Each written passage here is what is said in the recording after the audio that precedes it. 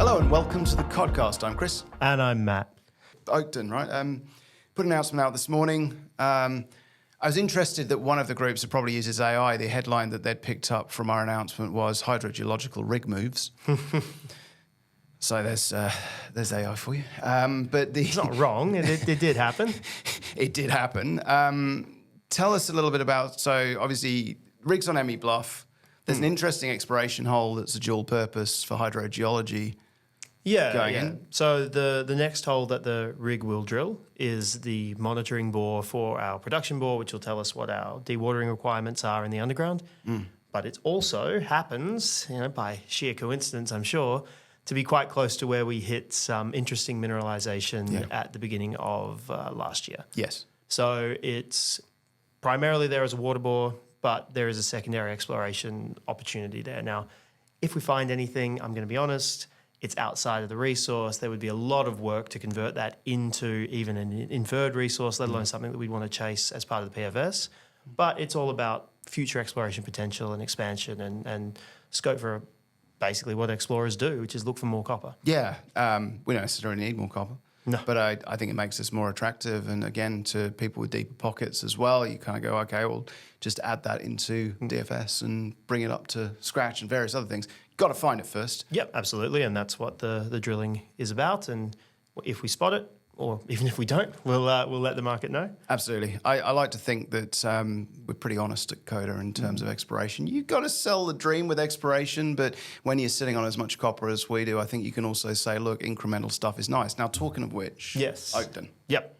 So picked it up in 2023. This is new tenure. Yes, yeah. It's had some holes drilled into it, and one of those holes, which is the hole we're chasing, has a historical 3 meters at 1.15%, which, if you're drilling out an IOCG, not that exciting, but also not that far from the sort of intercepts that we get at MG14 and Windabout.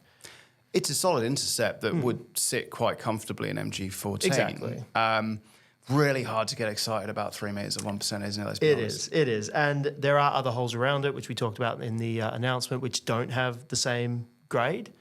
But when you look at it through a geological lens rather than just purely as assays in holes, you can sort of see a tendency where as you head a little bit more to the west, away to the east, Chris knows my cardinals are something I always get wrong. As you head east, you head towards an area where we know the Tapley pinches out. Yeah. We know that from drilling. Yeah. And we also know from Emmie Bluff and MG14 that as the Tapley pinches out, that's where we tend to get our best mineralization.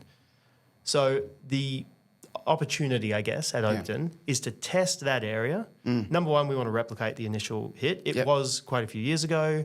There's always questions about quality of assays, representativity, all that sort of stuff. Yeah. So we're going to try and replicate that original hit, and we're going to expand just a little bit away from it to see whether there's short-scale continuity and whether it holds up to our theory about the mineralization improving as you head towards that boundary. Yeah, so I'm being a terrible promoter here when I say it's hard to, you don't want to hear from the CEO that he's not excited about his own exploration. Let me explain. 3 meters at 1%, yeah, okay.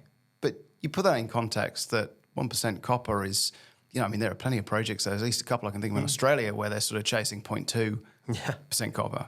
Average mine grades at open pits are well below about 0.3 these days globally. I think globally, including all copper's about 0.57. So we're talking about relatively high grade. Yeah. We're talking about relatively near surface, relatively soft. And as you say, with that Tapley pinching out, there's reason to believe there could be a really nice little high grade pod. Yeah, there could be. As a mineral economist, why is this exciting? I think we put in the announcement, early higher grade open pits have a disproportionately large impact on net present value. And at the end of the day, you're chasing net present value, the return of the project, right?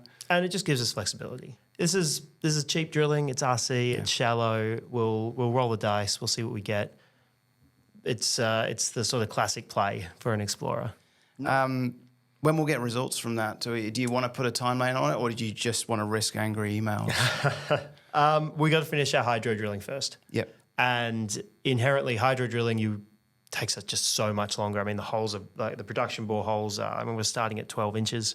It goes down as you go, but these holes take time. I'm expecting the main production bore up there on its own to take on the order of about 3 weeks.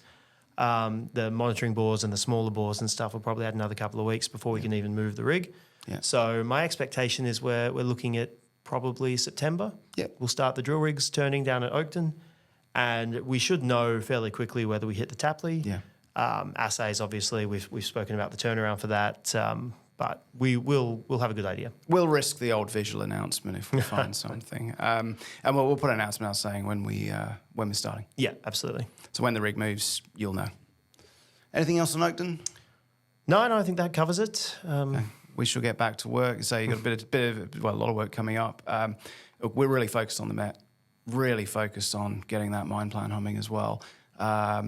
It's just a process. We had a wonderful mining guy here for a while whose favourite phrase was, Chris, trust the process. When my anxiety was annoying him, he'd look at me and say, trust the process. So I'm going to say that to everyone as well. It's coming. Yep. We're working on it. And please keep sending the emails because it's really helpful. Makes us think about stuff, makes us understand what people are thinking. And much rather you send an email and, well, anything else really. And yeah, look, if people like it, if it's good information, I'm sure we'll do another one of these CodCasts before too long. Absolutely. Just be nice because I'm a very sensitive person, as you know. Except when I'm shouting at assay. I was going to say sensitive and violent. That's harsh. Never in the office, just in the Taekwondo ring. Thank you for that. With that, thank you if you've got this far. And yeah, please keep sending the emails and say hello.